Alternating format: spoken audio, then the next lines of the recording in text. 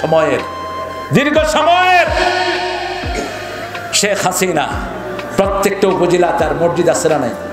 কথা বল না কেন? এই মসজিদ এখন কোরআন ঢুকিয়ে দেন, পায় সব কিছুর খনি, আমি পাইছি কিসের খনি?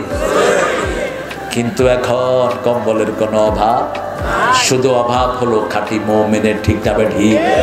কেন এত বরকত হলো? মসজিদ বাড়ছে না কমছে? মসজিদ বাড়লেই মুসল্লি বাড়ে, ঠিক কি না?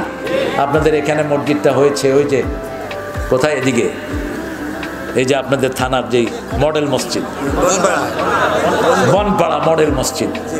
তো আমি বলেছিলাম যে বাংলাদেশে এই পর্যন্ত যতগুলো প্রেসিডেন্ট এসেছেন সবারই কিছু না কিছু ভালো আমল আছে না নাই? কথা কন না কেন? যেমন শেখ মুজিবুর রহমান, তিনি ইসলামী ফাউন্ডেশন গড়েছেন। এরপরে জিয়াউর রহমান, তিনি সংবিধানে কি লাগিয়েছেন? বিসমিল্লাহির রহমানির। এরপরে আসলেন হোসেন মোহাম্মদ, তিনি বললেন রাষ্ট্রীয় ধর্ম কি জানো? কি রাষ্ট্রীয় ধর্ম? ইসলাম।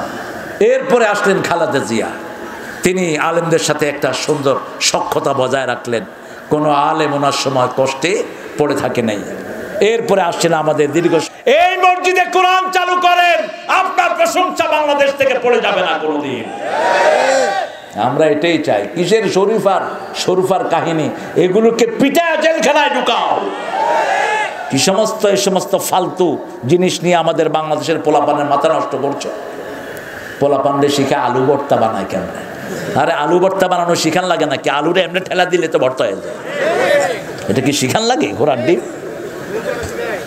আল্লাহ আমাদের এই রাসূল সাল্লাল্লাহু আলাইহি ওয়াসাল্লাম বড়ের একটা নমুনা পেশ করলেন। রাসূল বললেন প্রথম আকাশটা দ্বিতীয় আকাশের রিংয়ের মতো ছোট। কিসের মতো? রিংয়ের মতো ছোট। দ্বিতীয় আকাশটা তৃতীয় আকাশের কাছে এত ছোট। এই 7টা আকাশ আরশের কাছে এত ছোট।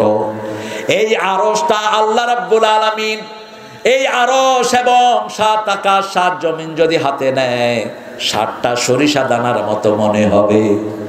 এবার চিন্তা করেন আল্লাহ কত বড়। আল্লাহু আকবার। ইয়ামানাত বিস সামা কাতাইয়িস সিজিনিল কুতুব। আল্লাহ বলছেন তোমার হাতের ভিতরে বই যেরকম মোড়াও, আমি 7 আকাশ 7 জমিন আমার হাতের ভিতরে মুড়িয়ে নিব। সুবহানাল্লাহ। কিন্তু আল্লাহর হাতের সাথে আমাদের হাতের কোনো মিল। আল্লাহর হাত কেমন সেটা জানেন কে? জোরে বলেন। যেমন আমরা নামাজে বলি ইন্নী ওয়াজ্জাহাতু, পড়েন ওয়াজহিয়া লিল্লাযী ফাতারাস সামাওয়াতি ওয়াল আরদ হানিফা ওয়া মা আনা মিনাল মুশরিকিন। আমি আমার মুখ কার দিকে ফিরালাম?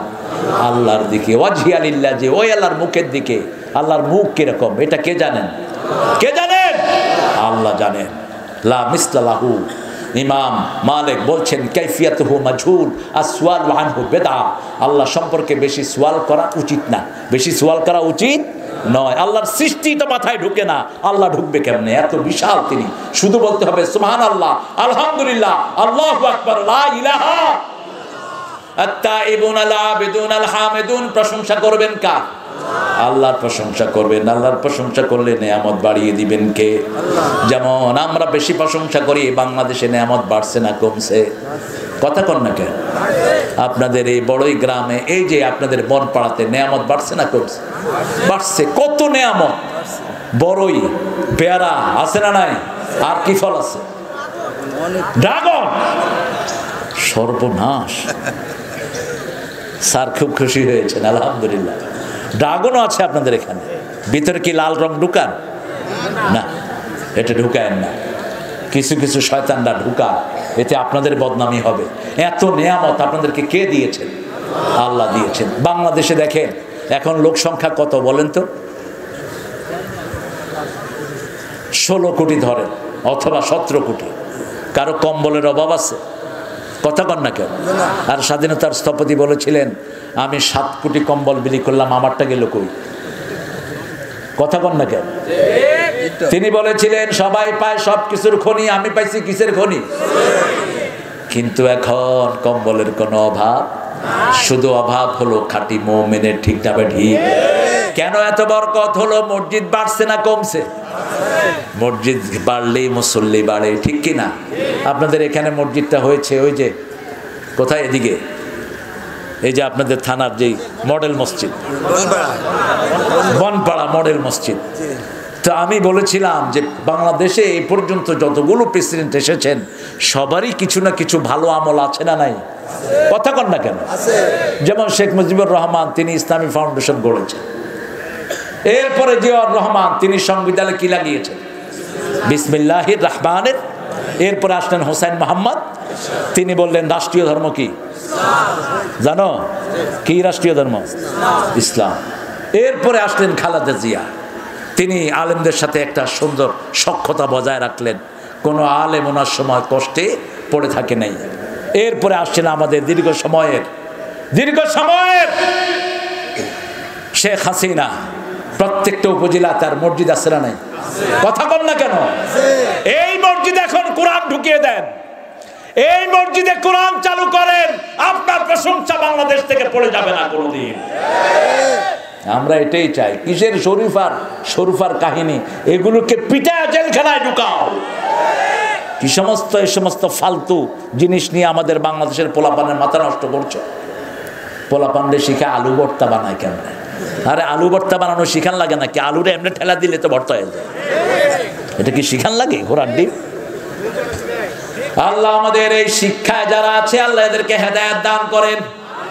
হেদায়েত যদি না হয়, মানুষের বদদোয়ায় তোমরা বেকা কোকা হয়ে যাবা, ঠিক না বাড়ি? প্রত্যেকটা শিশুর মনের বদদোয়া দোয়া আছে না নাই? প্রশংসা আছে যেখানে নেয়ামত বেশি।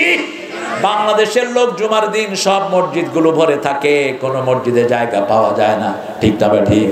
ওযু থাক আর না থাক, জুমার দিন সবাই হাজির। এই কারণে বাংলাদেশের নেয়ামত বাড়িয়ে দিচ্ছেন কে? কারণ জুমাতে গেলেই প্রথমে পড়তে হয় আলহামদুলিল্লাহি রাব্বিল। আল্লাহ বলছেন লা ইন শাকারতুম লা আযীদান্নাকুম। প্রশংসা করে যে নেয়ামত পায়। বা সারা দেশে নেয়ামত আছে না নাই? রাস্তাঘাট, উন্নতি, কোনো অভাব?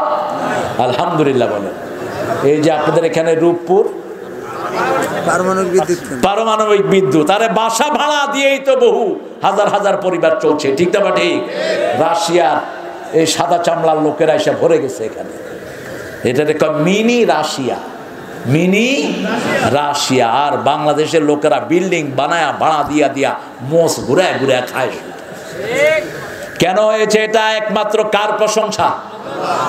রাসূল সাল্লাল্লাহু আলাইহি ওয়াসাল্লাম যখন সফর থেকে আসতেন, কোথাও থেকে সেই তিনটা কাজ করতেন রাহমাতাল লিল। প্রথম একটা দোয়া পড়তেন, পড়েন তাইবুনা আইবুনা হামিদুনা লিরাব্বিনা সাজিদুন।